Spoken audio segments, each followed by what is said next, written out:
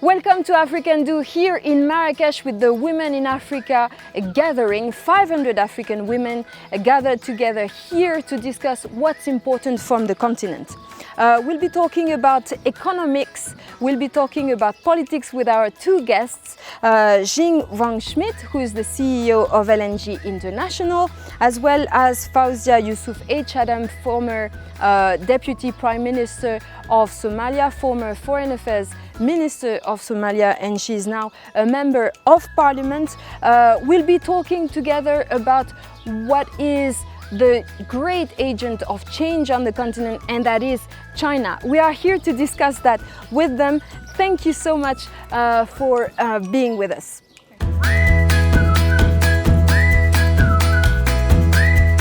My first question will be to you, Honorable Fawzia.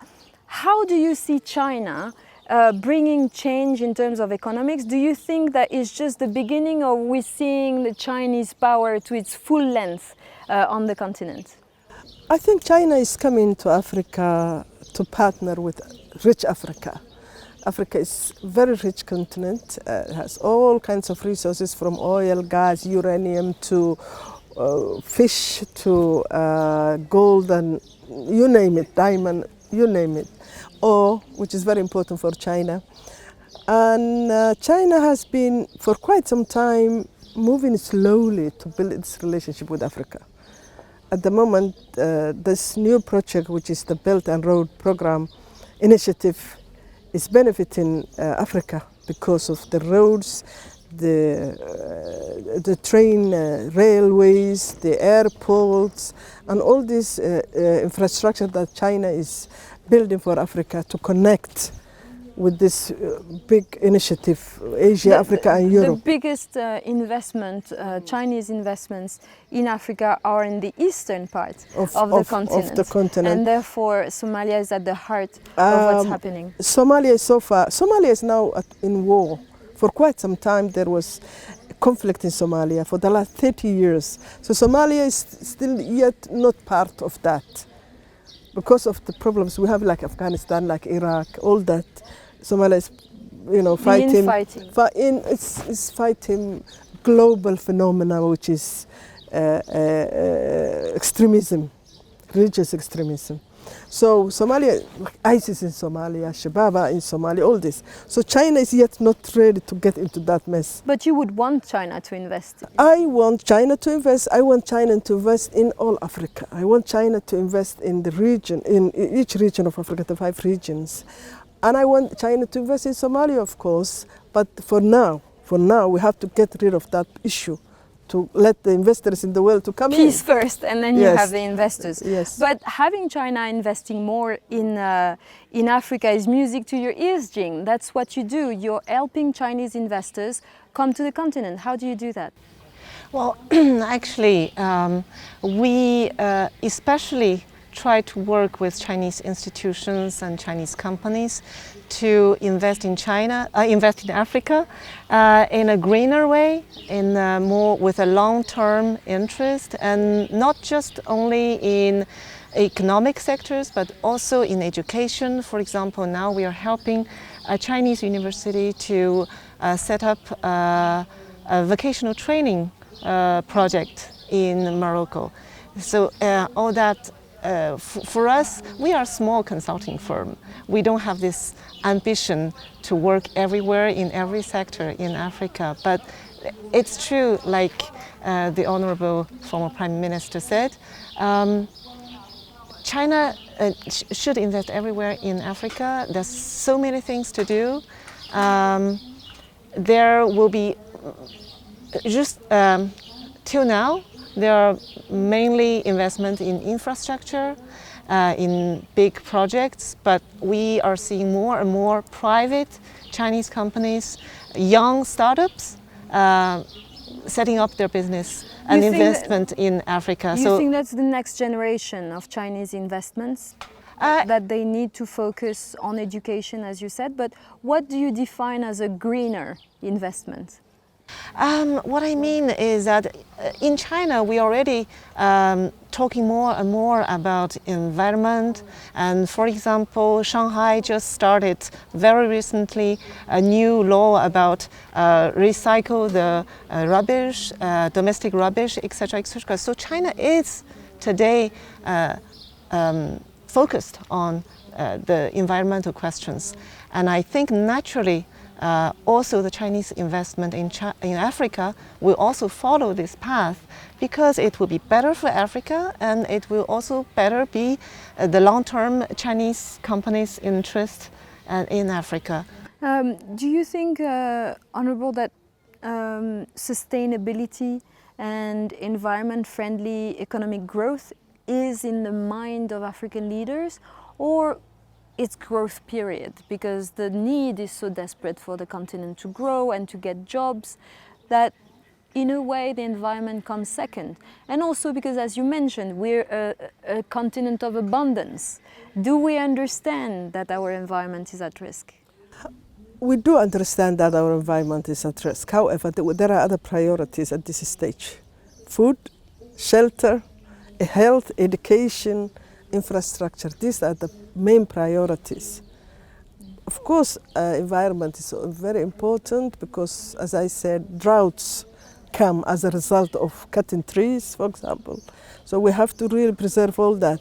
But there are other, Africa is in firefighting in terms of poverty, right, and lack of education for the majority. So we have these priorities at this stage. But the environment will come also. We'll continue that discussion in a few minutes. You stay tuned, stay with us on AfriCanDo.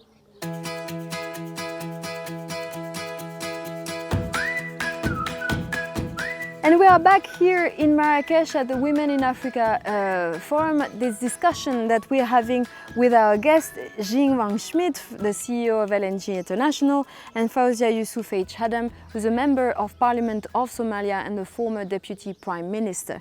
I wanted to touch on leadership. Women leadership, is it different? Do we need to have more women in politics or in top CEO positions? Let's start with you. Absolutely, it's vital to have women. Currently in Africa, there's only one woman who's a president, and she's a ceremonial president. Before we had 2 or 3 presidents. Talking about the Ethiopian president. Yes. See, women are powerhouse in terms of doing, and they look at the details. And a country is like a house. So women do more work at home, while men are taking a bit of relaxation all the time. After work, they relax, while women start the new job. They do 2 jobs all the time, shackling all these different issues. Being in politics for women is important for the country, for the future generations, and for the now. Having more women in a parliament, like for example, Rwanda, 67% of the parliament are women, 65% of the cabinet are women, and the country is flying because of that. Lack of, the women are not corrupt, women are not, they don't take guns and fight, while men are very violent. They look into details.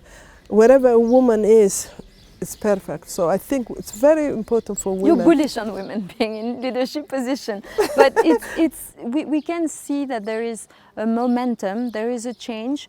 We see the Sudanese women getting very active in the change that is civil taking society, place in Sudan currently. We see Algerian women mobilizing for change in their home country.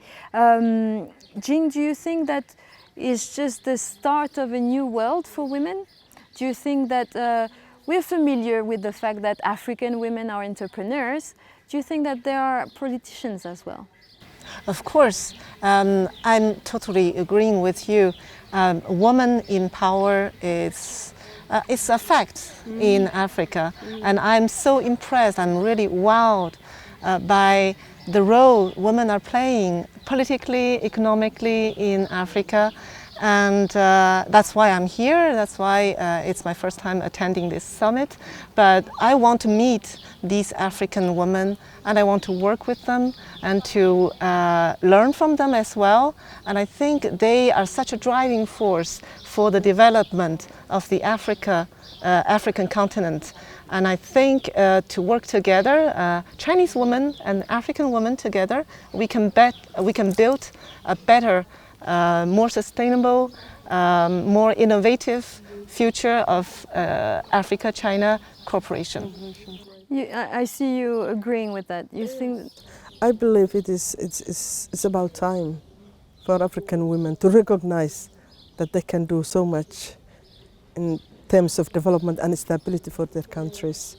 We've seen, as you said, Sudan, we've seen Algeria. Women are very strong and emotional when it comes into issues. And they make sure that it happens. So I think it's important for this cooperation, whether with China or other Asian countries or the West, to come to terms with it's about time for women also to be part of the leadership in any country. I think that's very interesting because the picture and the representation of African women in the Western mind is often the one of victim. When we come here, we see powerhouses, we see agents of change, we see women in charge. Do you think that changing the narrative is key? I totally agree with you. I think what you mentioned is the case. Yes, the Western world look at the African women as feel sympathy for African women. Let me put it that way. No way, mildly. Yeah. So they will feature in a very short time. I think there will be difference in all these countries in Africa, because women are just rising to the top now. And that will be on these words that we will end this discussion here in the Women in Africa Summit. Women rising to the top, and they're just beginning. Yes. Stay tuned on AfriCanDo. You can connect with us on Twitter, on Facebook, on LinkedIn. We're waiting for you to continue the discussion.